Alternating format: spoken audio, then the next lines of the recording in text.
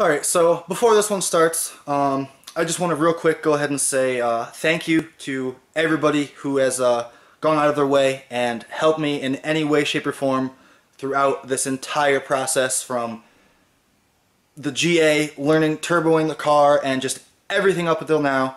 I just want to give a shout out to everybody who has taken time out of their day and lent me a hand. So this one is for you guys, I guess. Okay. Not a whole lot going on today. It was kind of a crappy day. It was a little bit humid out. Not really crappy day, I don't want to say that. It was just hot. I did some stuff earlier in the day, and I was just sweating by like noon, and I didn't like it. And then later in the day it rained and it cooled down, and now it's kind of a crappy time outside, whatever. But like I said, not really a whole lot going on. So in this one, I'm just going to go ahead and kind of go over some of the parts that I have thus far for the SR, and maybe dabble in a little bit into my plan with that, because it's going to kind of go hand in hand. So yeah, let's dive into these parts here. Alright, so that's everything. Make sure you guys subscribe, and I'll see you next time. You know, I just mentioned it was kind of crappy out there. You hear it?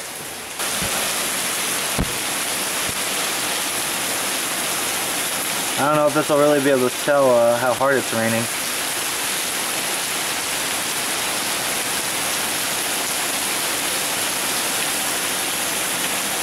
You can kind of see it just coming down in front of the street light there. I know you can probably hear it.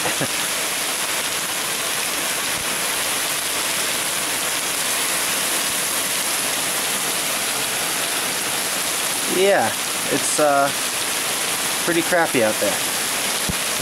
So, I'm gonna go ahead and close that. Ooh. Did you hear the lightning or the thunder right there? Okay, so obviously I was kidding. Let's go over all of the parts. Here we are. This is not everything. There's definitely some more stuff I have to get, but this is a large chunk of what's going to be my SR20 build. So I guess we'll just start from left to right.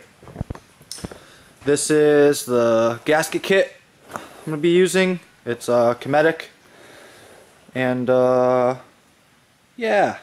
That's got basically everything I'm going to need there. Intake upper and lower, my exhaust gasket, my head gasket, my those are for the valve cover. It has throttle body gasket. I think the idle air gasket is in there. Actually, I think I had the idle air gasket. I think I just threw that in there. But it's basically every gasket for the entire motor. I have new front main seal, ACL race bearings for the rod and main, and the thrust washers also. OEM piston rings. These are the valve stem seals, and these are just for the valve cover. These came with this kit. I just had those separately. I hate this little thing. I need to remember to tie that up. These are my main and rod bolts right there, OEM Nissan. These are the injectors I'm going to be using. These are 550cc Subaru injectors. Those are actually eBay. I'm not really too sure about how they're going to perform, but before I use them, I'm going to set up some sort of bench tests with them. Like, I have a spare like OEM fuel pump, so I think I want to somehow set up some sort of bench test and basically just put them all into a fuel rail, and then just put like a bottle on the end, and kind of turn them all on for like, say, 3 seconds, 5 seconds, something like that, and maybe be able to get a little bit of an idea of how they're spraying, even though if I'm having them in like bottles, even if I use 2-liter bottles, it's probably going to slosh like spray so much. I don't know if I'll really be able to see the spray pattern on them, but more or less I just want to make sure that they're going off evenly. Like I worry about with eBay injectors, like one potentially being stuck open or just flowing more than the other ones or something like that, flowing less maybe. So I want to figure out some sort of bench test before I commit to those. I was going to go ahead and just try and throw them in this motor one of these days, and that would also give me a little bit better of an idea. If I can get this car to run fine with them, then I could probably eliminate the factor of those being messed up. But I just want to have, before I put them in the SR, I want to have a little bit more sense of security that those are going to work properly. So I'm not going to, you know, go to put those in and be dealing with a fuel issue and wind up it being the injectors. So just wanted to cover that real quick about those. Over here I ordered, these are spark plug cables for the SR20. They're nothing special. They were actually the cheapest ones I can get off of Rock Auto. They were like $13, but they surprisingly don't seem that low of quality. They say that they're 7mm cable core, whatever, stutter in here. So they look to be of decent quality. The one thing I don't like is the way they have these. It's not the metal piece that kind of like bends up here and then goes down, so you have the support in it. It's literally just that, so it's going to be kind of floppy pushing that on and off, but not a huge deal. And then the other thing that was a little bit weird with those is it came with two different style ignition coil wires, and one of them is like completely different wire. This one says Made in USA on it. It doesn't say the company name that those ones do on it. It says different stuff altogether, and it's also 8mm instead of 7mm like those ones. So what I think I'm going to do for the ignition coil wire is cut this one up and, you know, put these tips on it and just use the big fat wire for the ignition coil. Figure since the ignition coil is what's sending the main signal to the distributor or the power or whatever, I don't know, I'd feel a little better having a nice fat wire on that one. I don't know if it's going to mess anything up having a fatter wire on that than everywhere else. I really wouldn't imagine it would, but yeah, that was kind of my thoughts on the spark plug cables. They were cheap, whatever, they seem great though. That's that. Here I have this is the intercooler I'm going to use. At first I'll probably want to get a bigger one down the line, but one of my buddies is going to let me use this one, so yeah, I'm going to use it. Just for reference though, this was the one that I had on the Sentra before, so it's not massively bigger, but it's bigger. It'll definitely flow more air.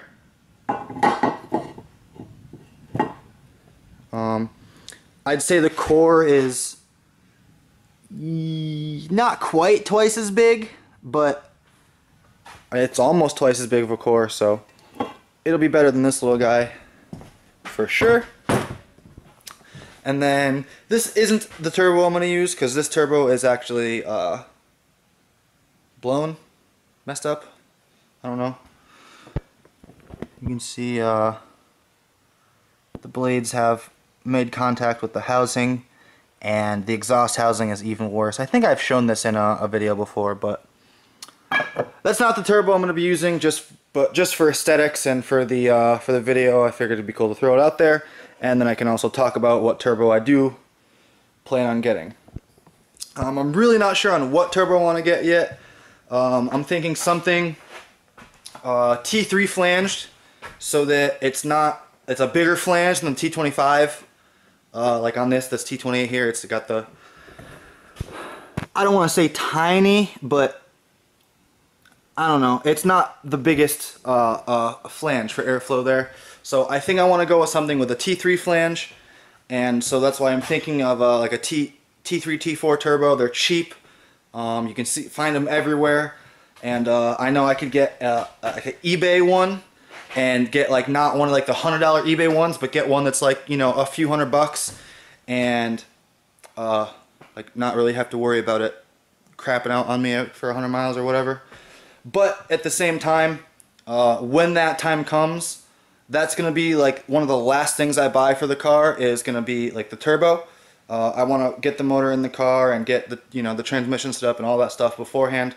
When the time comes for the turbo, I'm going to see what's available locally, secondhand, what people are selling, and also just judge by how much money I have and kind of go from there. But I want something bigger than this. Not crazy bigger, but I definitely want something bigger than this. So my plan power-wise is I would really like to like 250 conservatively, like really not having to worry about like too much, which I'm pretty sure like from what I've read, the SR stock internals can handle up to like I think like I want to say like 350, 400. Maybe even more, I'm not sure, but I know for sure they can definitely handle 250, so I basically kind of just want to shoot for 250, not having to push the turbo too hard. Like I'd like to be able to make 250 on like between like 10 and 15 pounds, maybe a little bit more, but not really. Like I'd really like to kind of have my max for a while be at like 15 pounds, and then kind of just go from there. I guess we'll see. Right now the Sentra with the little tiny turbo is on 12 pounds, and I kind of like it where it's at right there.